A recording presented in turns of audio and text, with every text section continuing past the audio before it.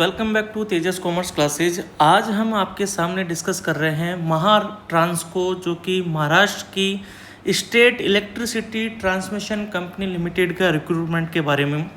और ये particular recruitment जो है वो सीए, सीएमए क्वालिफाइड और सीए, सीएमए इंटर क्वालिफाइड दोनों कैटेगरी के स्टूडेंट्स के लिए है। तो अगर आप सीए हैं, सीएमए हैं या सीए इंटर आपने कर रखा है, एमबीए कर रखा है या एमकॉम कर रखा है, तो ये नोटिफिकेशन आपके लिए यूजफुल होने वाला है। पर्टिकुलर इस नोटिफिकेशन को स्टार्ट करने से पहले ही मैं ये बता दूं कि अगर आप महाराष्ट्र स्टेट से बिलोंग करते हैं तो ही आपके लिए ये काम का वीडियो है, तो ही आप ये वैकेंसी फिल कर सकते हैं। बाकी आप इस वीडियो को स्किप कर सकते हैं, क्योंकि ये आउटर जो स्टेट है, जो महाराष्ट्र के अलावा जो कैंडिडेट्स हैं, एस्पिरेंट्स हैं, उनके लिए ये नोटिफिकेशन नहीं है। तो बेसिकली ये पर्टिकुलर महाराष्ट्र गवर्नमेंट की स्टेट गवर्नमेंट वैकेंसी है, जहाँ पर सिर्फ और सिर्फ महाराष्ट्र के जो एस्पिरेंट्स हैं उन्हीं को ही इसमें एलिजिबल उन्होंने किया है। ठीक है, तो बेसिकली ये 3 नोटिफिकेशन हैं। एक जो नोटिफिकेशन है वो है हमारा यहाँ पे डिप्टी मैनेजर का। दूसरा नोटिफिकेशन मैं साथ में ही डिस्कस करूँगा मैनेजर फाइनेंस एंड अकाउंट्स का। तीसरा जो मैं नोटिफिकेशन इसी के साथ डिस्कस करूँगा इसी वीडियो में, senior manager finance and accounts का। ठीक है, और तीनों नोटिफिकेशन महाराष्ट्र जो कैंडिडेट्स के लिए ही है, तो अदर जो एस्पिरेंट्स है इसके लिए फॉर्म फिल नहीं कर सकते हैं। ठीक है, चलिए जी, सबसे बात पहले करते हैं इस कंपनी के प्रोफाइल के बारे में कि कंपनी की प्रोफाइल क्या है। ये महाट्रांसको क्या है? तो Maharashtra state electricity transmission company limited, जो कि महाराष्ट्र स्टेट गवर्नमेंट की जो है वो ये पीएसयू है। और पर्टिकुलर जो बेसिकली ये जो ऑर्गेनाइजेशन काम करती है, ये इलेक्ट्रिसिटी ट्रांसमिशन का काम करती है। ठीक है, जनरेशन पॉइंट से ट्रांसमिशन डिस्ट्रीब्यूट करने का काम करती है। अब हमारे काम की जो वैकेंसी है कि इसमें क्या पोस्ट रहेगी, कितनी पोस्ट रहेगी, तो सबसे पहले मैं बता दूं, मैं जो ये नोटिफिकेशन डिस्कस कर रहा हूँ ये कर रहा हूँ deputy manager finance and accounts का, जिसमें टोटल पोस्ट आई हुई है 25। अगर मैं कैटेगरी वाइज जाऊँ तो एससी में 3 है, एसटी में 2 है, वीजे ए कैटेगरी में 1 है, एनटी बी कैटेगरी में बी है, एनटी डी कैटेगरी में 1 है, एसबीसी में 1 है, ओबीसी में 3 है, ईडब्ल्यूएस में 3 है, एससीबीसी में 3 है और ओपन यानी जनरल कैटेगरी के लिए 7 पोस्ट है। ये एनटी ए, एनटी बी, एनटी सी, ये इनका एब्रीवेशन का जो डिस्क्रिप्शन है वो नीचे दे रखा है। ये स्टेट गवर्नमेंट के रिजर्वेशन की पॉलिसीज है, उसके अकॉर्डिंगली इन्होंने क्या किया है, टोटल पोस्ट को अपनी स्टेट गवर्नमेंट के जो रिजर्वेशन रूल्स हैं उसके अंदर उसको सेग्रीगेट किए हैं। बट ओपन कैटेगरी की मैं बात करूँ तो टोटल 7 पोस्ट है। ईडब्ल्यूएस के लिए 3 पोस्ट है, ओबीसी के लिए 3 पोस्ट है, एससी के लिए 3 है, एसटी के लिए 2 है। बाकी स्टेट गवर्नमेंट के रिजर्वेशन के हिसाब से दे रखा है। अब बात आती है पे स्केल की कि डिप्टी मैनेजर पे आपका पे स्केल क्या रहेगा। तो बहुत ही शानदार पे स्केल है। 54,505 रुपीज़ वाला जो है वो इसमें पे स्केल रहेगा। फिर 2,580 का जो है वो इंक्रीमेंट रहेगा। फिर नेक्स्ट स्केल आपकी जो है वो 67,000 वाली हो जाएगी। फिर नेक्स्ट इंक्रीमेंट जो है वो 2,715 रुपीज़ वाला रहेगा। तो बेसिकली इन्होंने बता दिया कि भाई जो ये सैलरी है, इस सैलरी के अलावा भी आपको डीए मिलेगा, एचआरए मिलेगा, मेडिकल बेनिफिट्स मिलेंगे, मोबाइल रिएम्बर्समेंट मिलेगा, सीपीएफ की फैसिलिटी मिलेगी, ग्रेजुएटी की फैसिलिटी मिलेगी और एकोमोडेशन की फैसिलिटी मिलेगी। और ऐसे मिला के टोटल आपका जो मंथली ग्रॉस सैलरी जो बनेगा वो 1 लाख रुपीज़ के अराउंड बनेगा। ठीक है, अब ये जैसे जैसे डीए चेंज होता जाएगा, डीए स्टेट गवर्नमेंट में हर 6 महीने में लगता है, तो जैसे डीए चेंज होगा तो ये सैलरी आपकी बढ़ती जाएगी। ये जो सैलरी है ये अदर देन एकोमोडेशन फैसिलिटी है, यानी कंपनी के पास में अगर क्वार्टर खाली होंगे तो आपको मिल जाएंगे, अदरवाइज आपको एचआरए इसमें मिल जाएगा। क्लियर हो गया? चलिए जी, अब बात करते हैं क्वालिफिकेशन एंड एक्सपीरियंस की। डिप्टी मैनेजर की पोस्ट के लिए सीए, इंटर सीए और सीएमए क्वालिफाइड है, एमबीए फाइनेंस और एमकॉम वाले भी क्वालिफाइड है, यानी अगर सीए हैं तो आराम से एलिजिबल हैं, कोई दिक्कत ही नहीं है। ठीक है, एक्सपीरियंस इसमें इन्होंने ज़रूरी किया है कि इंटर सीए और आईसीडब्ल्यू वाले के लिए 1 साल का post qualification experience finance, accounts या ऑडिट, इन तीनों में से किसी भी एक सेक्टर में एक्सपीरियंस होना चाहिए। लेकिन अगर आपने एमबीए फाइनेंस है और एमकॉम है तो आपको 1 साल की जगह 3 साल का फाइनेंस, अकाउंट्स या ऑडिट में किसी एक में एक्सपीरियंस होना जरूरी है। क्लियर हो गया? जो एक्सपीरियंस है वो पोस्ट क्वालिफिकेशन एक्सपीरियंस होना चाहिए। पोस्ट क्वालिफिकेशन एक्सपीरियंस का मतलब हो गया कि आपने जब सीए इंटर किया उसके बाद का 1 साल, आपने एमबीए फाइनेंस किया उसके बाद का 3 साल, आपने एमकॉम किया उसके बाद का 3 साल का एक्सपीरियंस होना चाहिए। और जो भी आपका एक्सपीरियंस और जो क्वालिफिकेशन देखी जाएगी, जो भी एलिजिबिलिटी क्राइटेरिया देखा जाएगा, वो 3 अप्रैल 2025 के दिन का देखा जाएगा। यानी उस दिन आप सीए इंटर क्वालिफाइड होकर 1 साल का एक्सपीरियंस कंप्लीट हो गया हो, आप एमबीए फाइनेंस होकर आपका 3 साल का एक्सपीरियंस कंप्लीट हो गया हो, आपकी जो एज क्राइटेरिया है वो भी 3 अप्रैल को पूरी हो जानी चाहिए। ठीक है, तो एज क्राइटेरिया के बारे में जाऊं तो अपर जो एज है इसमें ओपन कैटेगरी के लिए वो 38 ईयर्स है, यानी 38 साल तक की एज में आप हो तो आप आराम से इसमें फॉर्म फिल कर सकते हो, कोई आपको प्रॉब्लम नहीं है। ठीक है, तो स्टेट गवर्नमेंट में हमेशा एज क्राइटेरिया जो अपर लिमिट होती है वो ज़्यादा ही होती है। और रिजर्व कैटेगरी की अगर बात करें या ईडब्ल्यूएस कैटेगरी की बात करें तो वहाँ पर जो रिलैक्सेशन है 5 साल का देते हुए इसको 38 से 43 का कर रखा है, यानी 43 ईयर्स एज तक के कैंडिडेट भी इस फॉर्म को फिल कर सकते हैं। क्लियर हो गया? इन्होंने यहाँ पर क्लियर लिख दिया है, the candidate applying for the post should be domicile of Maharashtra state, यानी महाराष्ट्र स्टेट के ही आप निवासी होने चाहिए। ठीक है, महाराष्ट्र स्टेट के ही आप जो है वहाँ के रहनवासी होना चाहिए। आप अगर स्टेट से बिलोंग करते हैं तो आप ये फॉर्म फिल नहीं कर सकते। क्लियर हो गया? चलिए जी, बाकी जो बातें हैं वो रिजर्वेशन की, स्टेट गवर्नमेंट की, मैं उस पर ज़्यादा डिस्कस नहीं करूँगा, वो आप सबको पता है, आपने नोटिफिकेशन अच्छे से पढ़ लिया होगा। मेरा इस नोटिफिकेशन को बताना सिर्फ आपको जस्ट इंपॉर्टेंट चीज़ें डिस्कस करना है और इसके लिए क्या अपन को तैयारी करनी है वो डिस्कस करना है। इसमें जो डिप्टी मैनेजर लेवल पे जो है वो कोई इंटरव्यू नहीं होगा, सिर्फ रिटन टेस्ट होगा। ठीक है, एमसीक्यू टाइप से क्वेश्चंस आएंगे, मल्टीपल चॉइस के। और इन्होंने अपना पैटर्न इन्होंने बता दिया है कि प्रोफेशनल नॉलेज की, यानी हमारी कॉमर्स सब्जेक्ट के 50 क्वेश्चन आएंगे और टोटल जो 50 क्वेश्चन आएंगे वो 110 नंबर के होंगे। बाकी 80 क्वेश्चन जो है वो जनरल एप्टीट्यूड के आएंगे, यानी जनरल पेपर के आएंगे, जिसमें रीजनिंग होगी, मैथ होगी, मराठी लैंग्वेज होगी।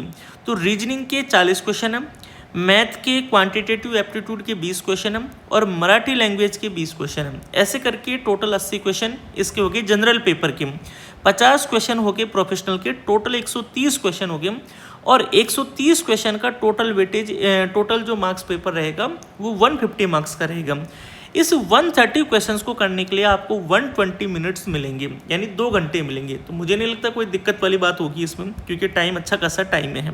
ठीक है, इसी के साथ इन्होंने ये भी बता दिया कि इस पेपर में नेगेटिव मार्किंग रहेगी 1/4, यानी 4 क्वेश्चन गलत करते ही आपके 1 नंबर कट जाएगा। क्लियर हो गया? इसके अलावा एक और चीज़ यहाँ पर इन्होंने इम्पोर्टेंट वो की है, मेंशन की है कि आपको हर पेपर को अटैम्प्ट करना जरूरी है, 0 आपको अटैम्प्ट नहीं रखना है। यानी कोई भी क्वेश्चन ऐसा नहीं हो कि आपने देखा ही नहीं है, हर सेक्शन को एक बार जरूर आपको गो थ्रू करना है और उसमें से चाहे एक ही क्वेश्चन अटैम्प्ट करो, आपको अटैम्प्ट जरूर करना है। चाहे प्रोफेशनल नॉलेज में 1 करो, रीजनिंग का भी 1, क्वांटिटेटिव एप्टीट्यूड का भी 1, मराठी लैंग्वेज का भी 1। यानी खैर सिलेक्शन लेने के लिए तो बहुत ज़्यादा करना ही है, लेकिन आपको मान लो आपको एक भी क्वेश्चन नहीं आ रहा तो ऐसा नहीं हो सकता ना कि आपको एक भी सिंगल क्वेश्चन नहीं आ रहा और एक भी छोड़ के आए हैं। ठीक है, तो ये एक छोटा सा कि इन्होंने इसमें मेंशन कर दिया है। इसके अलावा 7.7 पॉइंट पे इन्होंने मेरिट के बारे में बता दिया कि मेरिट जो है वो 100 मार्क्स पे ही ड्रॉ की जाएगी। उसके लिए जो 150 मार्क्स का जो टोटल पेपर है उसको 100 मार्क्स पे कैरी किया जाएगा, 100 मार्क्स पे लाया जाएगा, कन्वर्ट किया जाएगा।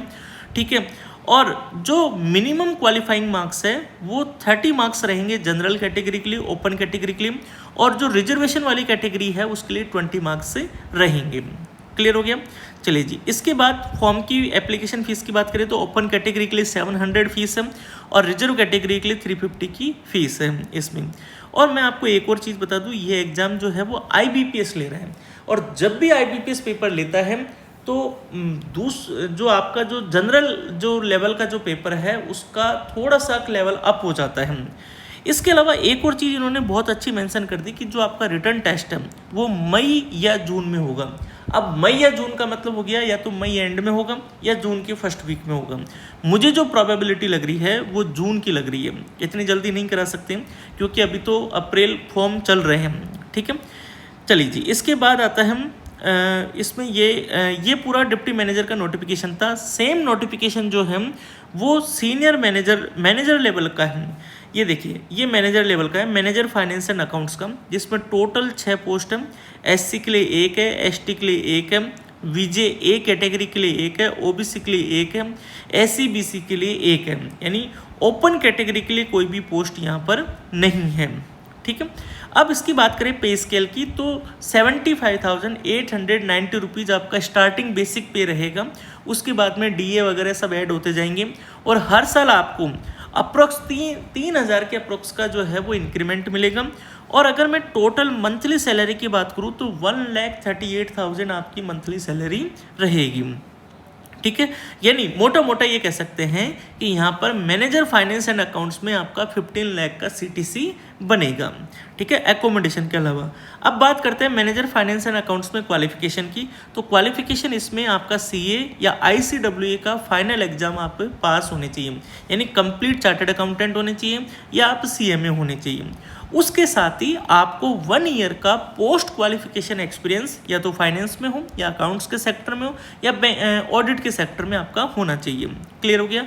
इसके साथ इन्होंने यहाँ पे नोट में मेंशन किया है कि जो भी कैंडिडेट जो सेलेक्ट होंगे उनको 1 ईयर तक हम ट्रेनिंग ऑफिसर के रूप में एक कंसोलिडेटेड सैलरी पे हम पोस्ट करेंगे और उसके बाद 1 साल का जब उनका ट्रेनिंग कंप्लीट हो जाएगा तो उन्हें as a manager finance and accounts पे पोस्ट दिया जाएगा, एब्जॉर्ब किया जाएगा।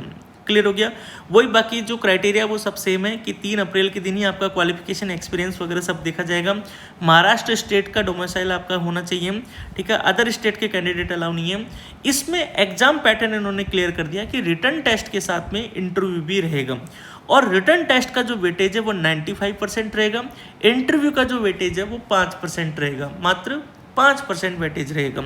हालांकि इंटरव्यू आपका 50 मार्क्स का होगा, 50 मार्क्स को 5% पे कैरी किया जाएगा। पेपर पैटर्न की बात करें तो वही सेम पेपर पैटर्न है जो डिप्टी मैनेजर का है कि प्रोफेशनल नॉलेज के 50 क्वेश्चन आएंगे और टोटल 50 क्वेश्चन 110 नंबर के होंगे। रीजनिंग के 40 क्वेश्चन आएंगे, वो 20 नंबर के होंगे। मैथ के 20 क्वेश्चन आएंगे, 10 नंबर के होंगे। मराठी लैंग्वेज के 20 क्वेश्चन आएंगे, 10 नंबर के होंगे। टोटल जो पेपर है वो 130 क्वेश्चन, वही 150 मार्क्स का होगा, वही 2 घंटे का आपका पेपर होगा। ठीक है, तो इन्होंने यहाँ पे भी मेरिट के लिए बता दिया कि 150 नंबर का जो रिटर्न टेस्ट होगा उसको 95 मार्क्स पे हम मेरिट बनाने के लिए उसको कैरी करेंगे और 50 नंबर का इंटरव्यू होगा उसको 5 नंबर पे कैरी करेंगे। ऐसे करके जो टोटल मेरिट बनेगी वो 100 मार्क्स पे आपकी मेरिट बनेगी। फीस की बात करें तो इसमें रिजर्व कैटेगरी के जो कैंडिडेट्स है, ओपन कैटेगरी तो है नहीं, उसके लिए 350 रुपीज़ की इसमें फीस रहेगी। ठीक है, एग्जाम जो है वही मई या जून में रहेगी, मुझे लगता है जून में रहेगी। ठीक है, बाकी सेम चीज़ें जो है वो वही रहेगी जो डिप्टी मैनेजर के नोटिफिकेशन में थी।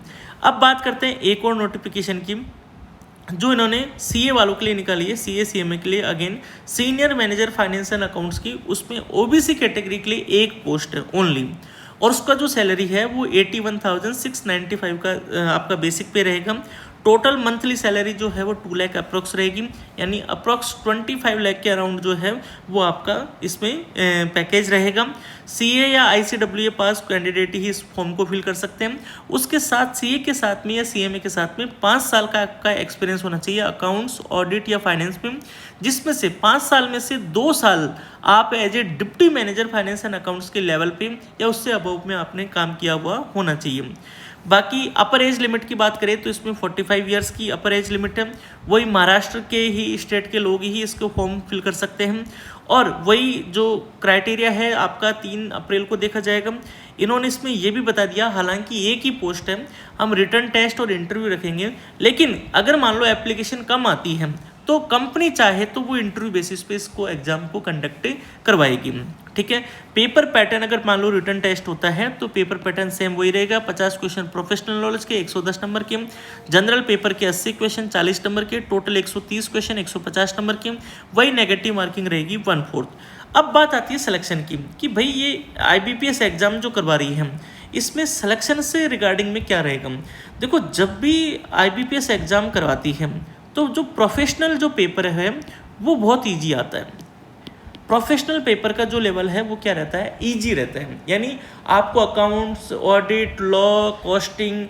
अब इन्होंने प्रोफेशनल पेपर या तो ये डिफाइन कर देंगे, लेकिन अगर ये डिफाइन नहीं करते हैं तो मेरे जो एक्सपीरियंस है वो आपको कॉर्पोरेट अकाउंट आपको अच्छे से पढ़नी है।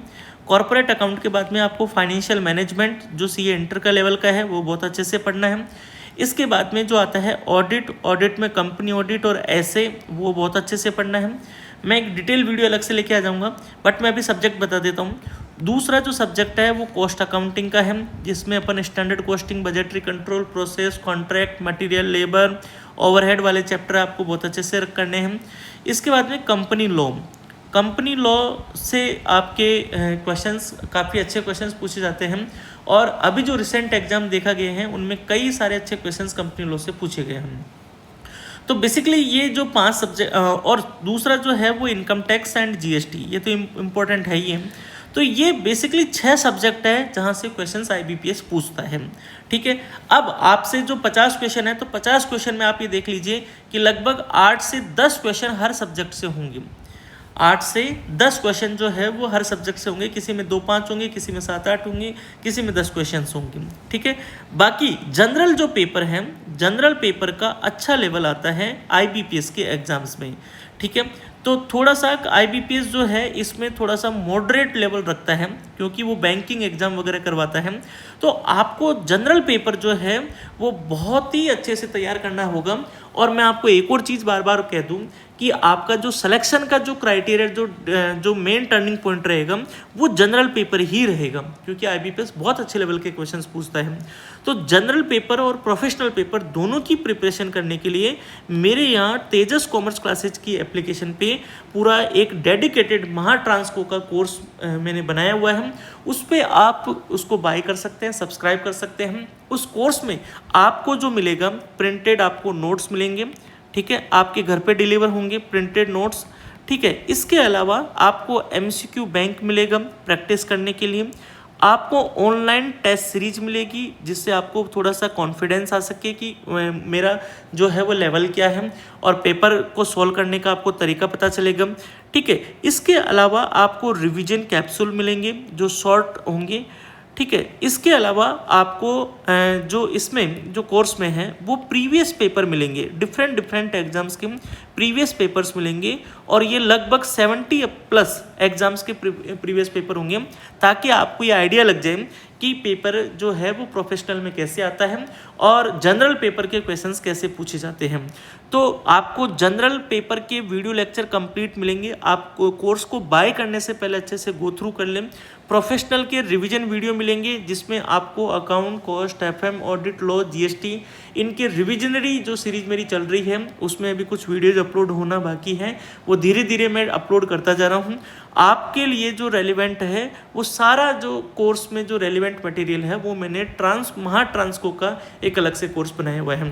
बाकी आप मुझसे गाइडेंस के रूप में चैट में डिस्कस कर सकते हैं, और मेरे व्हाट्सएप चैनल पे आप ज्वाइन करके मुझे वहाँ से भी कांटेक्ट कर सकते हैं। ठीक है, तो ये बहुत ही अच्छी वैकेंसी है। सीए इंटर वालों के लिए ऐसे वैकेंसी आती नहीं है, बहुत कम वैकेंसी आती है। ज़्यादातर कॉमर्स में जो वैकेंसी आती है वो सीए बनने के बाद आती है।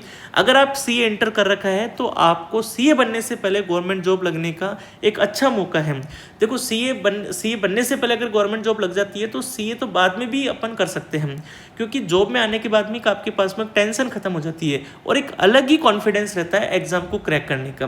ठीक है, तो जस्ट ये मेरा सजेशन है। बाकी सैलरी भी अच्छी है, और वर्किंग जो है वो पावर जो सेक्टर है उसमें काफ़ी अच्छी वर्किंग होती है, और आप 5 साल का एक्सपीरियंस लेके बहुत बड़ी पीएसयू में जा सकते हैं, आरईसी वगैरह में जा सकते हैं, पावर ग्रिड में जा सकते हैं, और भी जो पीएफसी है, पावर फाइनेंस कॉरपोरेशन है, उसमें जा सकते हैं। और वहाँ पर पावर सेक्टर वाले जो बंदे होते हैं जिनका एक्सपीरियंस पावर सेक्टर की पीएसयूज में रहा है, उन्हीं को ही प्रायोरिटी दी जाती है। तो मेरा, और जो फीमेल कैंडिडेट्स ये चाहती है कि मुझे महाराष्ट्र से बाहर नहीं जाना है, मुझे महाराष्ट्र में ही रहना है, उनके लिए तो बहुत ही बड़ी अच्छी वैकेंसी है और अच्छी अपॉर्चुनिटी है। ठीक है, चलिए मिलते हैं नेक्स्ट वीडियो में, नेक्स्ट नोटिफिकेशन में आपको एक अलग से डिटेल्ड स्ट्रैटेजी के साथ में। Thank you.